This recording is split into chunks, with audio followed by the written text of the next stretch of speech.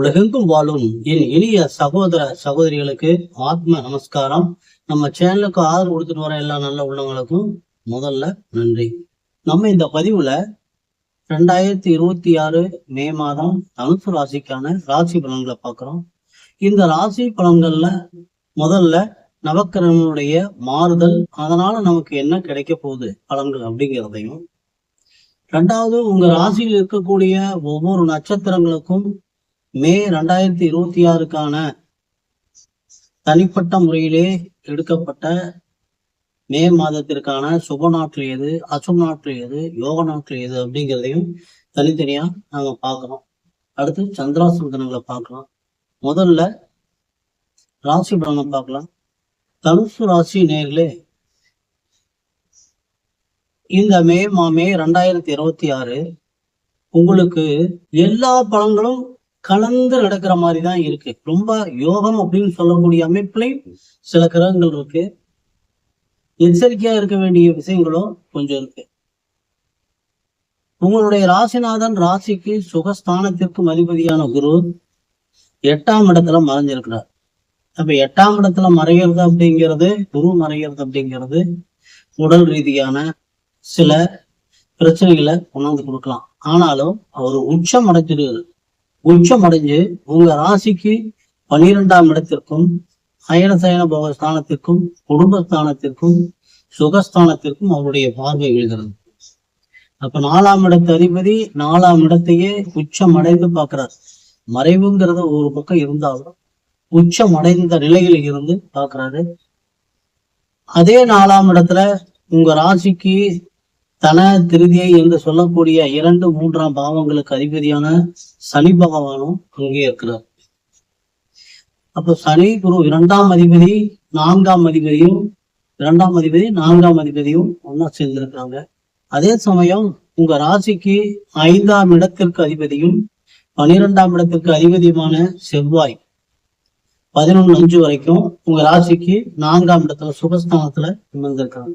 அப்ப இந்த மாதம் மே 2026 வண்டி வாகன யோகங்கள் நிறைந்த ஒரு அற்புதமான மாதமா இருக்கு. ஏன்னா 5ஆம் இடத்து அதிபதி 4ஆம் இடத்துல அமர்றதுனால பூர்வீக சொத்துக்கள்ல உங்களுக்கு பாகம் பிரிக்கிறதுல செலவினங்கள் கொஞ்சம் வரலாம். குழந்தைகளால செலவினங்கள் வரலாம். அதே சமயம் 2ஆம் இடத்து அதிபதியும் 4ஆம் இடத்துல இருக்கிறதுனால வண்டி வாகன யோகங்கள், தொழில் சிறக்கிறது, இந்த மாதிரி யோகங்கள் நிறைந்த ஒரு அற்புதமான ஒரு மாதமா தான் இருக்கு. 11:5க்கு மேல 12 இருந்து உங்களுடைய 5ஆம் இடத்து அதிபதி 5ஆம் இடத்திலேயே ஆட்சி ஆகிறார். இது ஒரு சிறப்பான ஒரு நிலை. 5ஆம் இடத்து அதிபதி 5ஆம் இடத்துல தந்தையினுடைய செல்வாக்கு அதிகமாகும், புகழ் அதிகமாகும். உங்களுடைய செல்வாக்கு புகழ் அதிகமாகும். பூர்வீக சொத்துக்கள் இப்பொழுது உங்களுடைய கைக்கு வரும். நிலம் வீடு வாங்கலாம். அந்த மாதிரி ஒரு நல்ல ஒரு அற்புதமான ஒரு அமைப்பு. அதே 5ஆம் இடத்துல உங்கள் ராசிக்கு பாக்கியநாதன் என்று சொல்லக்கூடிய 9ஆம் இடத்து அதிபதியான சூரிய பகவானும் உச்சம் அடைஞ்சிருக்கிறார். அற்புதமான ஒரு நிலை. 5ஆம் இடத்து அதிபதி ஆட்சி, 9ஆம் இடத்து அதிபதி உச்சம். ஆக 2 கிரக இணைவுகளுமே அரசு சார்ந்த உத்தியோகங்கள்ல வேலை செய்யறவங்களுக்கு, அரசுல டெண்டர் எடுத்துறவங்களுக்கு, அரசு வேலைக்கு முயற்சி பண்றவங்களுக்கு வெற்றி கிடைக்கிறதுக்கு உண்டான ஒரு நல்ல ஒரு வாய்ப்பு இந்த மாதம் உங்களுக்கு அமைஞ்சிருக்கு. மிக சிறப்பான யோகம். 5ஆம் இடத்து அதிபதியும் 9ஆம் இடத்து அதிபதியும் ஒருத்தர் ஆட்சியும் ஒருத்தர் உச்சமாய் இருக்கிறது ரொம்ப மிக சிறப்பு. 14ஆம் தேதிக்கு மேல சூரிய பகவான் உங்க ராசிக்கு 6ஆம் இடத்துக்கு போறாரு. அப்ப 6ஆம் இடங்கிறது ரணருண ரோக சத்ருஸ்தானம். சத்ருஸ்தானத்துக்கு சூரிய பகவான் போகிறது அதுவும் ஒரு மிகப்பெரிய சிறப்பு தான். 3, 6, 10, 11 என்று சொல்லக்கூடிய விவசாய ஸ்தானங்கள் இருக்கக்கூடிய கிரகங்களும் நன்மையை செய்யும், நிறைய தன வர வைக்கணும். அப்படிங்கிறதுனால சூரியன் 6ஆம் இடத்துல இருக்கிறதுனால எதிரிகள் கட்டுப்படுவாங்க. போட்டி தேர்வுகள்ல ஜெயிக்கக்கூடிய ஒரு நல்ல ஒரு பிரகாசமான ஒரு வாய்ப்பு உங்களுக்கு இருக்கிறது. அதே 6ஆம் இடத்துல உங்கள் லாபஸ்தானத்திற்கும் 6ஆம் இடத்திற்கும் அதிபதியான சுக்கிர பகவானும் ஆட்சி ஆயிருக்கிறாரு 14:5 வரைக்கும். இப்போ 14:5 வரைக்கும் சுக்கிர பகவான் ஆட்சி. 6ஆம் இடத்து அதிபதி ஆட்சி. 11ஆம் இடத்து அதிபதியாகவும் இருக்கிறதுனால கொஞ்சம் கடன் சுமை சற்று அதிகமாகும். கடன்னா 6ஆம் இடம் உங்களுடைய எதிரிகள் அதிகமாவாங்க. எதிரிகள் அதிகமானா கூட 6ஆம் இடத்துல சூரியன் எதிரிகளை வெல்லக்கூடிய ஒரு சக்தியை கொடுத்துருவாரு. கடன்கள் கட்டுக்குள்ளதான் இருக்கும். ஏன்னா லாபஸ்தானாதிபதியும் அவரா இருக்கிறதுனால 14ஆம் தேதிக்கு மேல சுக்கிர பகவான் 7ஆம் இடத்திற்கு போறாரு. உங்க ராசிக்கு சப்தமஸ்தானம் என்று சொல்லக்கூடிய 7ஆம் இடத்துக்கு போறாரு. திருமணம் ஆகாதவங்களுக்கு திருமணம் ஆவதற்கு உண்டான வாய்ப்புகள் நிறைய இருக்கு. இதே சமயம் உங்களுடைய 7ஆம் இடத்திற்கு 10ஆம் இடத்திற்கும் அதிபதியான புதன் பகவான் உங்க ராசிக்கு 5ஆம் இடத்துல இருக்கிறார். இந்த இடத்துல கொஞ்சம் நல்லா கவனிச்சுக்குங்க. திருமண வயதில் இருக்கிற ஆணா இருந்தாலும் சரி, பெண்ணை வைத்திருந்தாலும் சரி, ரொம்ப கேர்ஃபுல்லா பாத்துக்குங்க. ஏன்னா 7ஆம் இடத்து அதிபதி 5ஆம் இடத்துல இருக்கிறார்.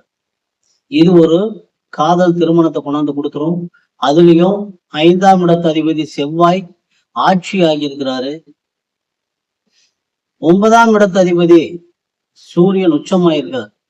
அதனால திருமண வயதில் இருக்கக்கூடிய குழந்தைகளை பெற்றோர்கள் ரொம்ப ஜாக்கிரதையா பாத்துக்குங்க.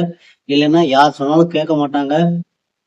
திடீர்னு லவ் மேரேஜ் பண்ணிட்டு போயிடுவாங்க. அதனால இந்த ஒரு விஷயம் மட்டும் நீங்க ரொம்ப ரொம்ப ஜாகிரதையா பார்க்க வேண்டி இருக்குது. 3ஆம் இடம் முயற்சி ஸ்தானத்துல ராகு பகவான் இருக்கிறதும் 9ஆம் இடத்துல கேது இருக்கிறதும் ஒரு சிறப்பு தான். 3ஆம் இடத்துல உங்களுடைய எல்லா முயற்சிகளுக்கும் ஒண்ணுக்கு பல மடங்கா பெருக்கி கொடுக்கக்கூடிய இடத்துல ராகு பகவான் இருக்காரு. உங்களுடைய எல்லா முயற்சிகளும் வெற்றி அடையக்கூடிய ஒரு அற்புதமான ஒரு மாதம். வண்டி வாகனத்துல போறப்ப மட்டும் கொஞ்சம் முதல் 2 வாரங்கள் கொஞ்சம் ஜாக்கிரதையா பார்த்து போய்க்குவாங்க. ஏன்னா சனி செவ்வாய் காம்பினேஷன் இருக்கு. அதனால கொஞ்சம் வண்டி வாகனத்துல போறப்ப கொஞ்சம் ஜாக்கிரதையா போயிட்டு வரணும். மற்றபடி உங்களுக்கு இந்த தனுசு ராசி நேயர்களுக்கு மே 2026 அற்புதமான யோக பலன்கள் நடக்கக்கூடிய ஒரு நல்ல ஒரு மாதம் தான்.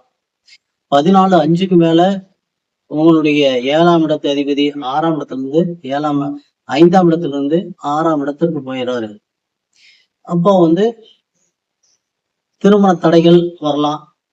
டாக்குமெண்ட்ல கையெழுத்து போட்டிருந்தீங்கன்னா இந்த மாதிரி இப்பதான் வியாபாரத்துல கொஞ்சம் ஜாக்கிரதையா இருக்கணும். கூட்டு தொழில் செய்யறவங்க, நண்பர்கள் விஷயத்துல இதுல எல்லாம் நீங்க கொஞ்சம் ரொம்ப கேர்ஃபுல்லா இருக்கணும். 7ஆம் இடத்து அதிபதி 6ஆம் இடத்துல மறைகிறதுனால 14ஆம் தேதிக்கு மேல நிறைய சிக்கல்களை கொண்டாந்து விட்டுருவாங்க.